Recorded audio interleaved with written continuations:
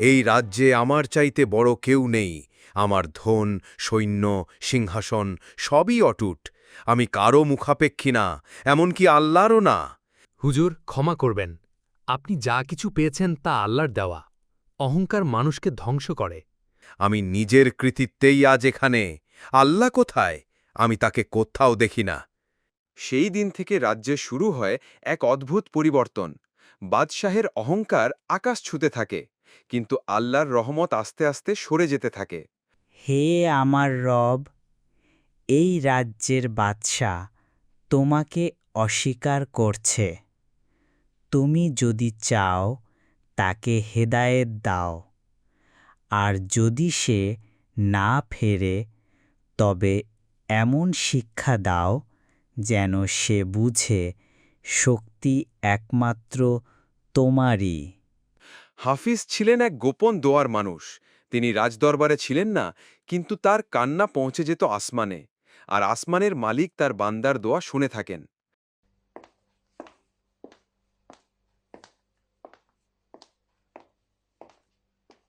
হুজুর, চারদিকে খরা, বৃষ্টি হয় না, নদী শুকিয়ে গেছে, প্রজারা ক্ষুধায় কাঁদছে। এটা কিভাবে সম্ভব? আমার তো সব আছে। আমার ধন কোথায়? কেন কিছুতেই সমস্যা মিটছে না? হুজুর, এটা আল্লাহর পক্ষ থেকে হতে পারে। আপনি দয়ালু হন। দরবেশ হাফিজের কাছে দোয়া চান। বাদশাহ প্রথমে বুঝতে পারেননি, কিন্তু সময় যতই গড়ায় তার অহংকার গলতে থাকে। এখন তিনি সাহায্যের জন্য তাকিয়ে আছেন সেই মানুষের দিকে যাকে একসময় অবহেলা করেছিলেন।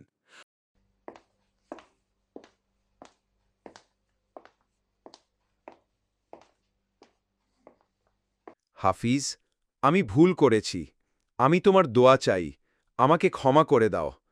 বাদশাহ, আমি ক্ষমা করার কেউ নই। ক্ষমা করবেন আল্লাহ। আপনি সত্যিকারে তওবা করুন।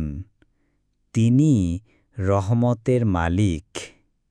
হে আল্লাহ, আমি ভুল করেছি, অহংকার করেছি। তুমি আমাকে মাফ করো। অহংকারের মেঘ কেটে গেল। বৃষ্টির ফোঁটার সঙ্গে নেমে এলো আল্লাহর দয়া।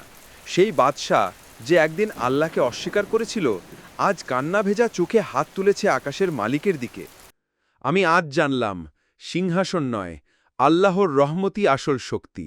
যে বান্দা অহংকার ছেড়ে তওবা করে, সেই আল্লাহর প্রিয় বান্দা হয়ে ওঠে।